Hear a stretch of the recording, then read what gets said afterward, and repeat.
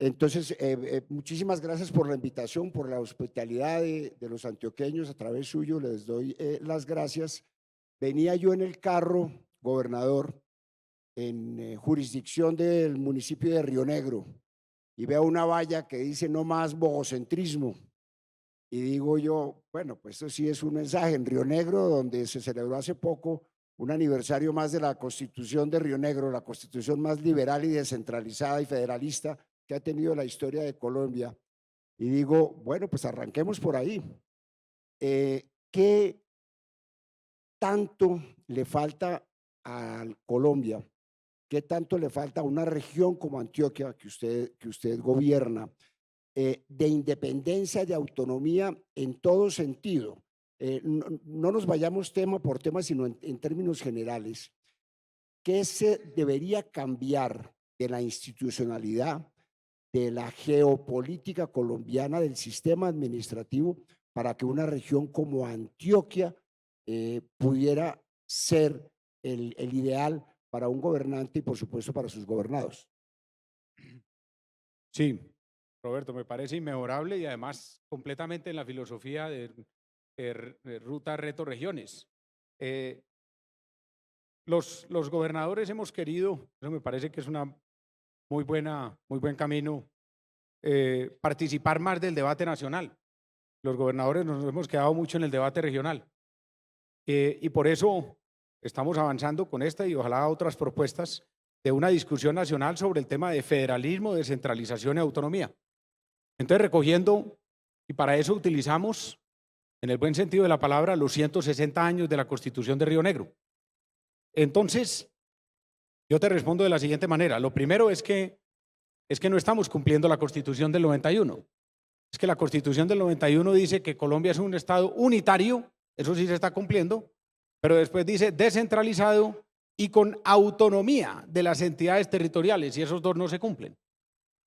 Entonces, un primer aspecto muy simple de la pregunta, Roberto, es más recursos para las regiones. Es que nos están dando competencias y dando recursos. Y eso, además de ser absurdo, es inconstitucional, porque la misma Constitución lo dice. Cuando se dé una competencia, se tiene que dar con recursos.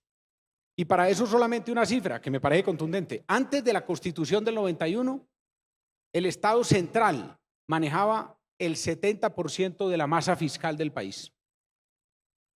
El 30% las regiones, gobernaciones y municipios. Hoy, después de que la Constitución dice que hay que descentralizarse y que hay que tener más autonomía territorial, hoy es 18% las regiones, 82% la nación. Vamos es de para atrás, recentralizando. ¿Y por qué? Porque la descentralización y la autonomía, después de que la ordenó la Constitución, la tienen que desarrollar ¿quiénes? El Congreso y el Gobierno Nacional mediante decreto y mediante ley. Y no lo hacen, porque el Congreso no quiere perder atribuciones y el Gobierno Nacional no quiere perder atribuciones. ¿Pero es un tema de voluntad política entonces? Totalmente, es un tema de voluntad política, pero también es un tema, digamos, de liderazgo de los gobernadores que nunca habían salido, como ahora hemos salido a decir, esto tiene que cambiar, se tiene que cumplir la Constitución para bien del país. Porque es que, y ahí voy a lo que me preguntaba ya más específicamente, ¿qué se debe descentralizar? Entonces lo primero que digo yo es, se deben descentralizar recursos. Volvamos por lo menos al 70-30, que teníamos antes de la Constitución que dice que tenía que ser más. ¿Y por qué descentralizar recursos? Hombre, porque esto es una cosa que se ha comprobado mediante estudios muy serios, por ejemplo, los tiene la OCDE, pero que no se tenía que comprobar. Es que quien puede atender mejor una problemática es el Estado más cercano. Entonces, en unos casos es el municipio, en otros casos es el departamento, pero aquí tenemos el absurdo, y vamos seguramente en la idea de profundizar ese absurdo, de que desde Bogotá se deciden inversiones de carreteras municipales y las deciden, por ejemplo, funcionarios que no saben ni cómo se llama el municipio. Pero cuando ya se aprenden cómo se llama el municipio, usted le pregunta al municipio de Argelia dónde queda en Antioquia. No tiene la idea. No sabe si queda en Urabá o si queda en el oriente. ¿Cuántos habitantes tiene? No. ¿Cómo se llama el alcalde? No. Entonces, tenemos gente que toma decisiones en territorios, sociedades y problemas que no conocen. Entonces, yo creo que hay que avanzar en la descentralización de recursos y en entregar recursos para las competencias que ya nos han entregado sin recursos. Pero iría más allá. Por ejemplo, los departamentos deberían tener la posibilidad de definir algunos tributos, porque nos hemos quedado también con tributos que son históricamente decrecientes porque están ligados a los vicios. Entonces, manejo de más recursos y autonomía en algunos tributos. Y hay un tema que lo voy a calificar pomposamente como de ejercicio de la soberanía. Es un poco dramático verlo a usted prácticamente día de por medio clamando por ayuda nacional para controlar a través de las Fuerzas Armadas el ejercicio de la autoridad. Ese tipo de mecanismo no se soluciona con mayor presupuesto. ¿Cómo se hace para que un gobernador tenga la autonomía para que las Fuerzas Armadas en su territorio ejerzan la jurisdicción que la Constitución les exige? Bueno, ese tema sí es más interesante, más complejo, porque yo tengo que ser muy franco, yo no soy de blancos y negros, son tonalidades. Ese es uno de los temas, por ejemplo, que la gente le tiene miedo al tema de federalismo o descentralización. Y yo coincido con ciertos riesgos. Hay dos temas, entre otros, en los que yo creo que debe mantenerse una estructura claramente de gobierno nacional. Es el orden público. Eso no limita que haya más injerencia y más capacidad de apoyo de las entidades territoriales, pero indudablemente el orden público tiene que tener una rectoría nacional. Ahora hablamos de descentralización y autonomía, no hablamos de federalismo, que es una etapa, digamos, más agresiva, posterior. Pero porque la gente, ojo, la gente le tiene miedo en el federalismo y yo, que estamos en esa campaña, quiero tratar de quitar esos miedos. Primero, que es que federalismo es separación. Y eso lo ligo con un tema que decías. Ojo, yo lo he dicho francamente, lo vuelvo y lo digo, aquí no estamos hablando de Antioquia Federal. Eso a mí me parece un tema parroquial, eso me parece un tema salido de cualquier terreno real y práctico, porque Antioquia Federal, como un grito de Antioquia para separarse o para federalizarse, pues eso no tiene ningún sentido. Lo que estamos hablando es de Colombia Federal, Colombia Unida. Entonces es una decisión del Estado de cambiar el modelo de Estado a un modelo más descentralizado, más federal, que además es el que ha demostrado en general en el mundo en ser el más eficiente. Recordemos esto, que es una cifra también contundente. De los 34 países de la OCDE, el Club de los Países Desarrollados o en Pos de Desarrollo, 32 tienen modelos federales o autonómicos. Los únicos dos que no lo tienen somos Colombia y Chile. Entonces eso funciona. No como una regla de oro, pero funciona. Pero lo que quiero decir es, frente al tema de peligro que federalización es posiblemente separación o desunión, yo creo que en eso está un síndrome que dejó la Constitución de 1863, como después de la Constitución del 63 se produjeron guerras entre los estados, la gente cree que es que a eso nos remite, de ninguna manera. Ahí están todos los estados federales del mundo que están mucho más unidos que cualquiera. Pero también el tema del Antioquia Federal, que es como que se fuera separando cada uno. No, eso no, por ahí no es la cosa.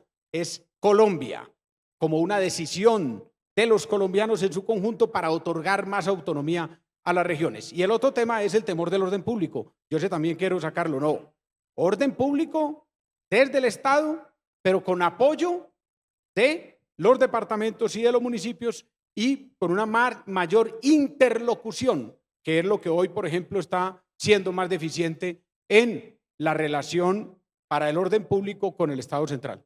Pero digamos, a usted le van a hacer el balance de su gestión y el tema de la seguridad está dentro de los asuntos por los cuales le toca pasar al tablero. ¿Usted cree que por esa deficiencia de interlocución o eventualmente leo sus palabras y usted me corregirá por la falta de voluntad del gobierno de ejercer autoridad en el territorio, su balance puede ser negativo en ese sentido? Sí, de acuerdo, lo tengo que decir, no le quepa la menor duda. Un alcalde no es la persona que tiene todas las herramientas para manejar el orden público en su municipio, pero la gente sí lo mide a él por eso. Y un gobernador igualmente. Y ahí, pues vamos entrando en el tema de seguridad, que ahora mencionaba en una entrevista con Gustavo, que creo que es el principal reto que tiene Colombia hoy y que tenemos las regiones. En parte lo decía ayer en la reunión en la Cámara de Comercio, yo creo que el buen desempeño del país y el buen desempeño de Antioquia tiene que ver con que hemos tenido un periodo de más seguridad en estos últimos 20 años que el que teníamos en los anteriores 20 años, finales del siglo anterior. Si eso lo perdemos, volvemos a perder, pues no solo lo primero, que es la seguridad, el respeto por la vida, la disminución en la tasa de homicidios, en otros delitos, sino que empezamos con absoluta seguridad a perder la dinámica del empleo, el crecimiento económico. Mire lo que tenemos hoy, atentado terrorista en la mina de la Sillín Continental en Buriticá. Pero eso es un tema que ya se veía venir. Yo estuve con la ministra de Minas en agosto del año anterior allá y le mostramos la situación crítica. Yo he dicho hoy, lo vuelvo a decir con franqueza, quisiera ver las declaraciones de la ministra de Minas sobre el atentado terrorista en la mina de la Sillín Continental, que le costó la vida a 2 personas y tiene 14 personas heridas, y que ha implicado que la Sillín manifieste que por no haber tenido esas acciones que de tiempo atrás se debían haber tenido, hoy tiene que cerrar la explotación subterránea de la mina. Eso nos va a empezar a afectar el empleo en Buriticá. Estamos hablando de más de 800 o 1000 personas que tiene empleada la mina de Sillín Continental en Buriticá. Entonces, claro que al alcalde de Buriticá lo miden por eso y no tiene todas las herramientas. Al gobernador de Antioquia lo miden por eso, no tiene todas las herramientas. Yo le pido a la ministra de Minas que se pronuncie sobre ese atentado terrorista. Ahora, reconozco que con el ministro de Defensa, porque al pan y al vino, he tenido mucha mejor interlocución. Por ejemplo, en el tema del Bajo Cauca, con él trabajamos intensamente para la recuperación de ese territorio, pero de todas maneras, pues falta una acción del Estado mucho más coherente frente a la problemática de orden público y seguridad en Antioquia y en el país. Y la relación que históricamente ha sido pues muy interesante y en muchos casos demostrar de los antioqueños de unión de distintos sectores, el sector privado con el sector público, la gobernación con la alcaldía. ¿Qué tanto se requiere que haya una identidad política entre gobernador y alcalde de Medellín para que la cosa funcione? O, visto lo contrario, un alcalde abiertamente contrario a la postura del gobernador termina en un ejercicio negativo del poder. A ver, Roberto, yo he tenido una particularidad como gobernante y yo no lo puedo decir yo, gracias a Dios lo pueden decir todos los alcaldes que han trabajado conmigo. Yo respeto mucho el poder local, porque también he sido alcalde. He trabajado siempre en llave con mis 125 alcaldes y alcaldesas. En el año 2004-2007, en nuestro primer gobierno, y ahora también. Pero desafortunadamente sí hay casos en los que esa diferencia pues hace muy difícil el trabajo armónico. Mire, yo sí creo que tuvimos épocas muy positivas en ese sentido. En el gobierno 2012-2015, cuando yo tuve el honor de ser alcalde de Medellín, el gobernador de Antioquia era Sergio Fajardo y juntos creamos la alianza AMA, Alianza de Medellín y Antioquia. Y eso fue tremendamente positivo para el territorio. Qué bueno, esa sintonía hoy no existe para nada y eso le ha hecho mucho daño a la región. Pero no solo es una falta de sintonía con el gobernador de Antioquia, eso es claro que es una falta de sintonía con muchísimos otros factores de nuestro territorio que han sido trascendentales para la transformación de Medellín.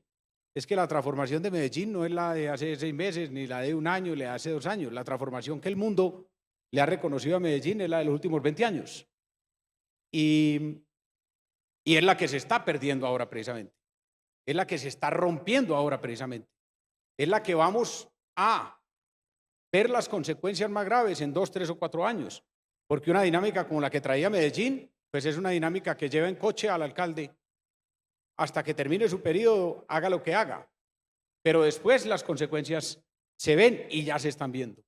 Yo le voy a dar una consecuencia, francamente, directamente. El gobernador de Antioquia, lo digo con orgullo, he impulsado con convicción total el proyecto del Tren del Río. Este es el proyecto de un ferrocarril, de un tren desde el municipio de Caldas hasta el municipio de Barbosa, pasando por todo el área metropolitana. Es el proyecto más importante para la movilidad del área metropolitana. Es el proyecto más importante para el desarrollo urbano sostenible del área metropolitana. La gobernación ha dicho, yo le apuesto. Hay muchos alcaldes de otras regiones que me dicen, hombre, gobernador, 800.000 millones de pesos para ese proyecto cuando necesitamos plata en Murindó, en Vigía, en Apartadó, en Argelia, en Caucasia, en el Bagre. Pero mire qué belleza. Esos mismos alcaldes, 115 alcaldes de toda Antioquia por fuera del área metropolitana, que no van a tener un beneficio directo, firmaron una carta apoyando Tren del Río. Pero mientras tanto, el alcalde de Medellín y el área metropolitana poniéndole palos en la rueda a Tren del Río. Si hubiéramos tenido una alianza, ¿quién se beneficia? No es el gobernador, no es el alcalde, es el área metropolitana, todos los habitantes de Medellín y de Antioquia, para una cosa que es absolutamente extraordinaria desde todo punto de vista, porque además, si nos ponemos de acuerdo con el 30% de la región, lo que traemos es un 70% de recursos nacionales, gana por todos lados, y no lo hemos podido llevar adelante porque se ha atravesado la alcaldía de Medellín. Me dicen que nos pasamos ya del tiempo. Ahora que empieza esta discusión que estamos iniciando, ¿usted qué recomendaría, cuáles recomendaría que fueran los temas fundamentales para agitar en la próxima campaña electoral, sabiendo que las regiones se están jugando no solo su destino propio, sino en una medida enorme lo que va a pasar en el país? ¿Cuáles temas cree que se deberían barajar como los ejes centrales en este proceso que ya está en movimiento? Bueno, vuelvo sobre el que mencioné anteriormente, la seguridad. Para algunos puede ser un tema repetido, pero voy a mencionar ahí dos temas que me parece importante poner de presente sobre la opinión pública. Uno, aquí siempre nos han querido vender la dicotomía entre seguridad o inversión social. Yo creo que la primera inversión social es la seguridad. La seguridad es la que nos permite acceder a todos los demás bienes y disfrutar de todos los demás derechos. Si no, todo desaparece. Y eso nos lo ha hecho ver muy claramente, por ejemplo, el paro minero de más de un mes en el Bajo Cauca y en el Nordeste. Allí, por esa influencia de la minería ilegal y del Clan del Golfo, que denuncié desde el principio, y al principio todos me negaron y después todos estuvieron de acuerdo conmigo. Por esa influencia, la carretera troncal de Occidente, que ha significado una inversión de más de 3, 4, 5 billones de pesos en la historia de Colombia, la Universidad de Antioquia, la sede que inauguramos en Caucasia, los hospitales, las escuelas, el comercio, desaparecieron. Todo desaparece cuando no hay seguridad. ¿Por qué? Porque los ilegales decretaron que la gente no podía moverse, que la gente no podía ir a las escuelas, que la gente no podía ir a los hospitales, quemaron ambulancias. La primera inversión social es la seguridad, porque además es la primera que va a los vulnerables.